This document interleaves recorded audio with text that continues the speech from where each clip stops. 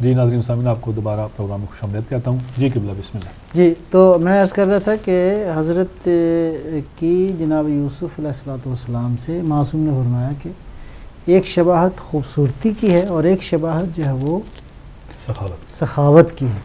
تو سخاوت کے چیپٹر تو بڑا مفصل ہے، جی جی انشاءاللہ آئے گا. ہم پہلے بھی اگرچہ باتیں کر چکے ہیں.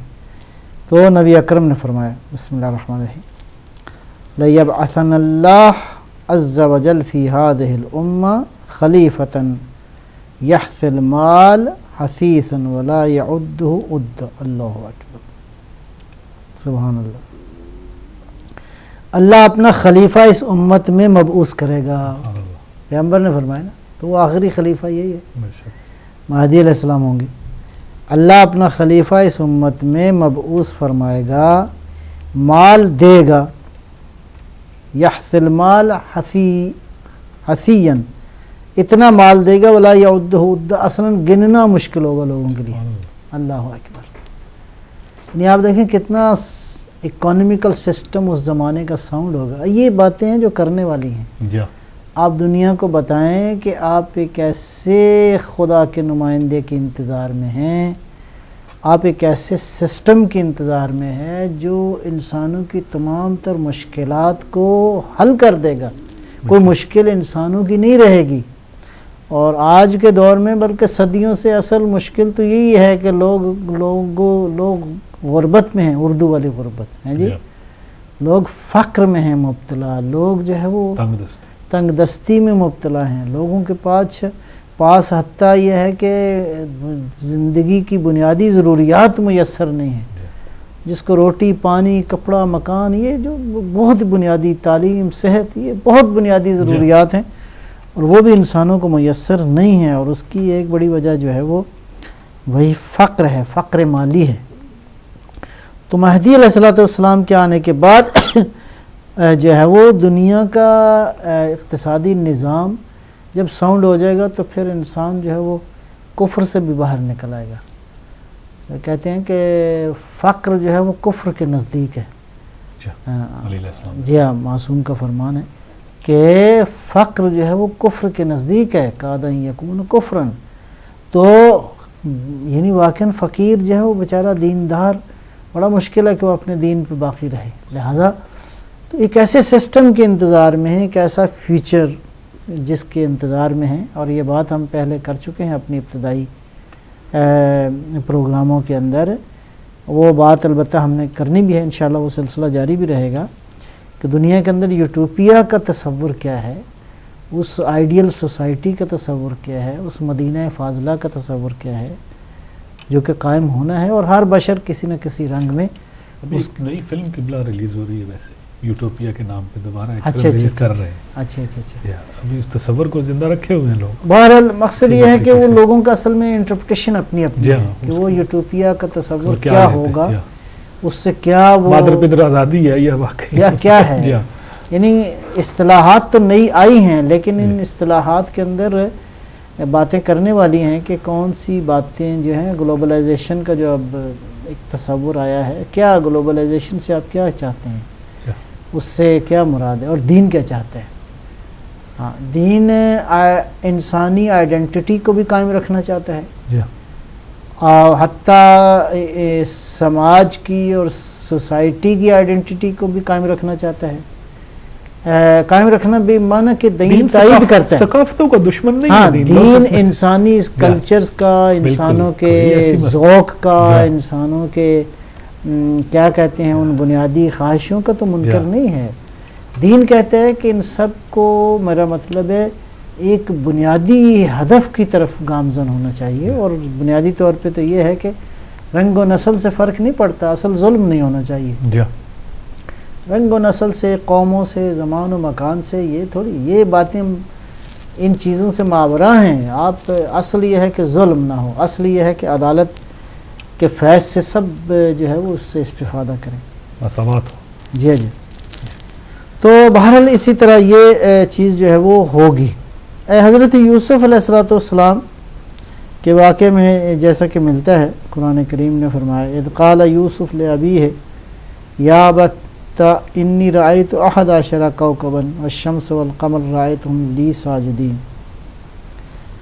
ہاں یہ بات بڑی عجیب ہے کہ حضرت یوسف نے اپنے والد سے کہا کہ میں نے دیکھا کہ 11 ستارے اور چاند اور سورج اور چاند جو ہے وہ انہوں نے مجھے سجدہ کیا ہے. تو اس میں تو میسج تھا. فرمایا یا بنی لا تقصص رؤیاک، اپنی یہ بات بتانی نہیں ہے علی اخوتک، ورنہ کیا کریں گے؟ سازش کریں گے، ورنہ مار دیں گے. حضرت مہدی کے ساتھ بھی یہی ہوا. آپ کو معلوم ہے کہ حتیٰ ایون یہاں آج تک بھی علماء تقریباً قائل ہیں کہ حضرت مہدی کا نام نہ لیا جائے. ٹھیک ہے نا جی. اور تاریخ میں تو شدت کے ساتھ منع تھا، گزشتہ سابقہ تاریخ میں، اور اس کی وجہ یہی تھی کہ یعنی چھپایا جائے. وہ وہی شباہت ہے کہ بیٹا اپنے بھائیوں کو یہ بات نہ بتانا کہ تم نے یہ خواب دیکھ لیا ہے. یعنی تمہاری عظمت بہت زیادہ ہے، اور اگر تمہارا مقام لوگوں کو معلوم ہو گیا، حتیٰ اپنے لوگوں کو حسد کریں تو حسد کریں گے، تمہیں مطلب نقصان پہنچائیں گے، مکاری کریں گے، تمہارے خلاف سازشیں کریں گے. تو یہی بات جو ہے وہ حضرت مہدی علیہ السلام کے ساتھ بھی حدیث مبارکہ ہے. ابو خالد کابلی کہتے ہیں میں نے امام محمد باقر علیہ السلام کی خدمت میں عرض کیا، تو عرض کیا کہ مولا مجھے نام تو بتائیں، جناب قائم کا نام کیا ہوگا. ٹھیک ہے. تو فرمایا خدا کی قسم اے ابو خالد تم نے ایک مشکل بات پوچھ لی ہے. اللہ اکبر. تم نے ایک مشکل بات پوچھ لی ہے جس کو میں بتانا میرے لیے بڑا مشکل ہے. کہ اگر میں نام بتا دوں تو حتیٰ فرمایا لا حدثتک ولقد سألتنی عن امر لو ان بنی فاطمہ رفعوہ رسول، کہ اگر میں نام بتا دوں کہ اس کا نام کیا ہے تو اس کے اپنے اس کو جناب تکہ بوٹی اس کی کر دیں گے، یعنی اس کو زندہ نہیں رہنے دیں گے. وہ یہ آ گیا جو ہمارے سارے اقتدار کو ختم کر دے گا. تو یہ ایک مظلومیت کی داستان ہے جو کہ حضرت یوسف علیہ السلام کی اور امام مہدی علیہ السلام کی جو ہے وہ آپس میں جو ہے وہ ملتی ہے. لہٰذا اس اعتبار سے اگرچہ جو ان کے بس میں آیا انہوں نے وہ ظلم کرنے سے باز نہیں آئے، وہ حسادت اور ظلم اور جناب یوسف علیہ السلام کو اسی حسد کے نتیجے میں انہوں نے اس میں پھینک دیا، کنویں میں پھینک دیے. وَجْمَعُوا أَن يَجْعَلُوهُ فِي غِيَابَةِ الْجُبِّ، فیصلہ کیا کہ اس کو اس میں پھینک دیا جائے کنویں کے اندر. لہذا انہوں نے ظلم کیا. یہ تو یہ روایات اس طرح کے موجود ہیں کہ حضرت مہدی علیہ السلام جو ہیں ان کا نام نامی اس میں گرامی جو ہے وہ منع کیا گیا ائمہ کی طرف سے کہ کوئی نام نہ لے. حتیٰ میں سمجھتا ہوں کہ یہ مطلب ایک پریکٹس جو ہے وہ تقریباً 7ویں امام علیہ السلام سے ہی شروع ہو گئی تھی. حتیٰ آئمہ کا نام جو ہے وہ لوگ نہیں لیتے تھے، اور بعض خاص الفاظ تھے جس ابھی بھی آج ہماری روایات میں ذکر کیا جاتا ہے. یا ابو الحسن، یعنی چند آئمہ ہیں جن کو ابو الحسن کہا گیا ہے، ابو محمد کہا گیا، یا ابو محمد، یا کنیت اس طرح کر کے، یا مثلا یا ابا عبداللہ کر کے، یہ کنیتیں ہیں یہ تاکہ لوگ وہ جو ظالم ہیں وہ ائمہ تک نہ پہنچے. یا مثلا 7ویں امام کے بارے میں غالباً ایک لفظ تعبیر معروف ہے، عبد صالح، نیک آدمی. اللہ اکبر. تو یہ واقعی یہ مظلومیت ہے ائمہ علیہ السلام کی. اس اعتبار سے حضرت مہدی علیہ السلام پہ بھی یہ وقت گزرا ہے کہ ان کے اپنوں نے، پرایوں نے، سب نے حسد اور ظلم کا جو ہے وہ سہارا لیا تاکہ یہ شخصیت جو ہے وہ نہ رہے. بہرحال اس میں ایک نقطہ تو یہ بھی ہے، یہ حضرت مہدی علیہ السلام کے حوالے سے ابھی پہلے بھی عرض کر رہا تھا کہ وہ یہ ہے کہ یعنی جن لوگوں کو پہچاننا چاہیے تھا انہوں نے نہیں پہچانا. یعنی اب مثلا فرض کریں امت مسلمہ بالعموم اگر کہا جائے تو جو منتظر ہیں اس ہستی کے کہ آنا ہے اس نے، اور آج اگر معلوم ہو جائے کہ وہ آ گیا ہے اور ان مطلب ہے یعنی اس نظام کے ساتھ آ گیا ہے، تو وہ جو مفاد پرست لوگ ہیں وہ یقیناً وہی مخالفت کریں گے۔ اسی میں یعنی صدر صاحب کی سوال کا بھی ذکر ہو جائے گا، ہماری ذمہ داریاں کیا ہیں؟ جی اچھا جی ذکر ہو جائے گا جی میں سوال ہے تو وہ یہ ہے کہ وہی لوگ پھر ان کے خلاف جو ہے وہ قیام کریں گے کہ مطلب ہے ہم تو چاہتے تھے کہ بھئی یہ مطلب ہے یہ آدمی تو نہ آئے۔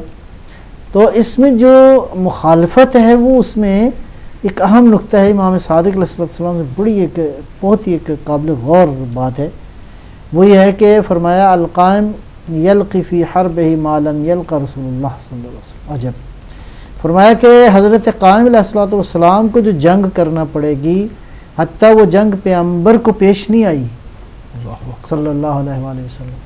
اور وہ جنگ کیا ہے؟ فرمایا کہ نبی اکرم صلی اللہ علیہ وآلہ وسلم نے جو جنگ کی ہے وہ بتوں کے خلاف تھی، اور وہ بت جو پتھر اور اس کے لکڑی کے بنے ہوئے تھے ان بت پرستوں کے خلاف قیام، یعنی جو کفر صریح تھا یوں سمجھیں۔ تو یہ میں بڑے اہم بات اس میں موجود ہے، بڑے اہم نقطہ قابل غور ہے واقعا، میں اس لیے ذرا توجہ دلا رہا ہوں، بہت ہی اہم ہے۔ کہ امام نے فرمایا لیکن جب قائم ظہور فرمائیں گے تو لوگ ان کے خلاف اللہ کی کتاب سے تعویلیں کر کر کے لائیں گے کہ تم یہ کہتے ہو تو خدا کی کتاب میں تو یہ لکھا ہوا ہے، تم کتاب خدا کو بہتر جانتے ہو یا وہ نمائندہ الہی جو کتاب الہی کا مظہر ہے۔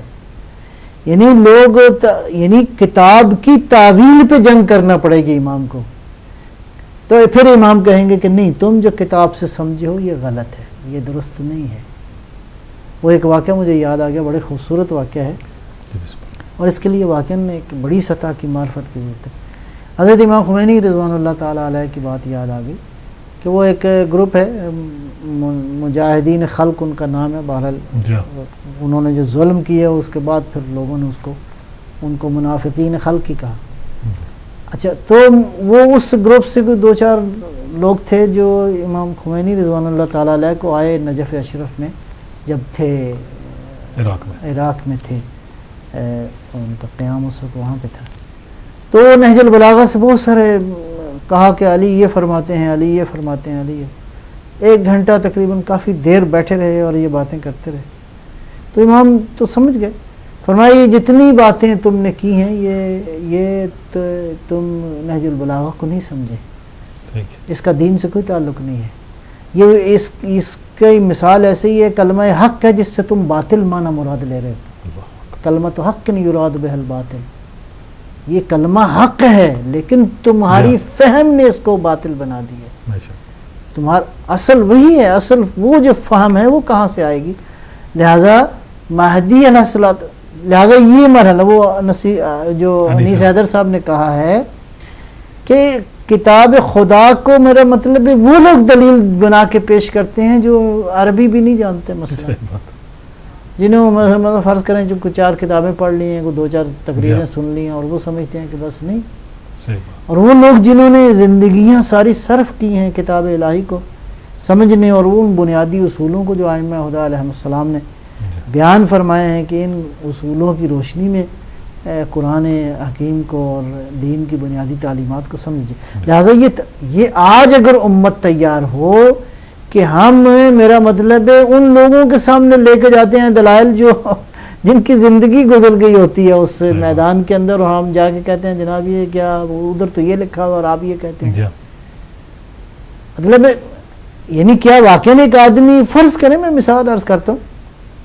اب ڈاکٹر قدیر خان سے جا کے کہے کہ تم یہ بات کہتے ہو اور فلاں فزکس کی کتاب میں تو یہ لکھا ہوا ہے، اس احمق آدمی کی بات پہ ہنسے گا نہیں تو اور کیا کہے گا کہ یہ جو بات تم کہہ رہے ہو اس کو سمجھنے کے لیے بلاخر میں نے ساری زندگی صرف کی ہے اور میں تمہیں کیا بتاؤں کہ یہ بات کیسے سمجھی جاتی ہے اور اس کا اصل معنی اور مفہوم۔ ممکن کبھی کبھی وہ جواب دینا بھی گوارا نہ کریں، مقصد یہی لوگ اپنی بات فتح سمجھتے ہیں کہ ہم، جی حالانکہ یہ تھوڑی ہے کہ مطلب ہاں ایک بار ہے کہ آپ طالب علم کی حیثیت سے کسی بزرگ سے کسی دامن خالی لے کے جائیں۔ جی جی خالی دامن پہلے سے وہ ہم بھر کے لے جاتے ہیں، میرے پاس جواب ہوتا ہے، اگر قبلہ کا جواب میرے جواب کے مطابق ہوا تو پھر قبلہ ٹھیک آدمی ہے، اور ورنہ اگر اس سے اختلاف ہے تو پھر کہوں گا ہاں پھر قبلہ صاحب کا کوئی یا جو ہے بہرحال اللہ معاف کرے۔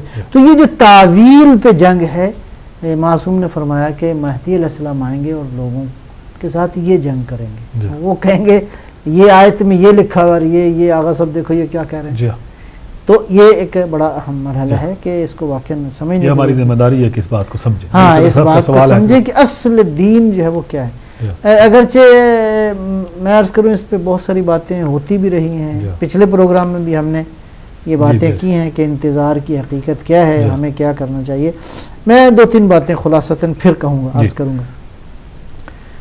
تین چیزیں قرآن کریم میں بیان کی گئی ہیں۔ 2 منٹ ہے ہمارے پاس۔ اچھا اس کا مطلب ہے پھر بات اب مکمل کر دی جائے گی 2 منٹ کے اندر اندر۔ جی جی وہ عرض کروں کہ 3 پہلو ہیں حضرت مہدی علیہ السلام کے حوالے سے جن کو سمجھنے کی ضرورت ہے۔ نمبر 1، امام علیہ السلام کی شخصیت، یہ جو ابھی ہم بحث کر رہے ہیں کہ ان مطلب ایک زاویہ یہ ہے کہ ان کی شخصیت کا، کہ ان کی قرآنی شخصیت کیا ہے، حدیث میں ان کی شخصیت کو کیسے بیان کیا گیا ہے، اور اس کائنات کے اندر اللہ تعالیٰ نے اپنی اس حجت کو کون سی عظمت عطا فرمائی ہے۔ نمبر 1۔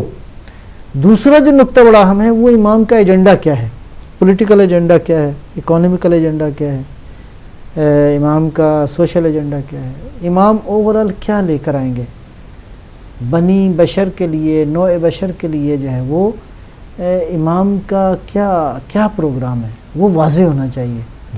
کیسے ظلم کا خاتمہ ہوگا، کیسے ساری دنیا میں عدالت آئے گی، اور اس کے لیے بھی ظاہر ہے پھر بہت ساری چیزیں سمجھنے کی ضرورت ہے کہ آج کے جو نظام ہے انہوں نے کیا ڈیلیور کیا ہے اور امام کیا ڈیلیور کریں گے۔ یہ بنیادی طور پہ ایک کمپیریٹو اسٹڈی ہے جس کو کرنے کی ضرورت ہے۔ یہ ہم اپنے ابتدائی پروگراموں میں کر چکے ہیں، پھر بھی کریں گے انشاءاللہ۔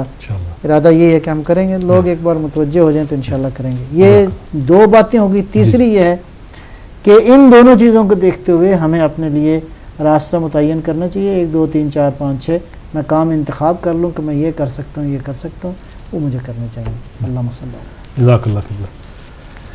علی علیہ السلام نے فرمایا عورت کی بے پردگی اس کے مرد کی بے حیائی کا ثبوت ہے۔ اسی کے ساتھ پروگرام کا وقت ختم ہوا چاہتا ہے۔ انشاءاللہ نیکسٹ تھرسڈے 7 بجے آپ سے ملاقات رہے گی۔ اپنا بہت خیال رکھیے گا۔ وعلیکم السلام ورحمۃ اللہ وبرکاتہ۔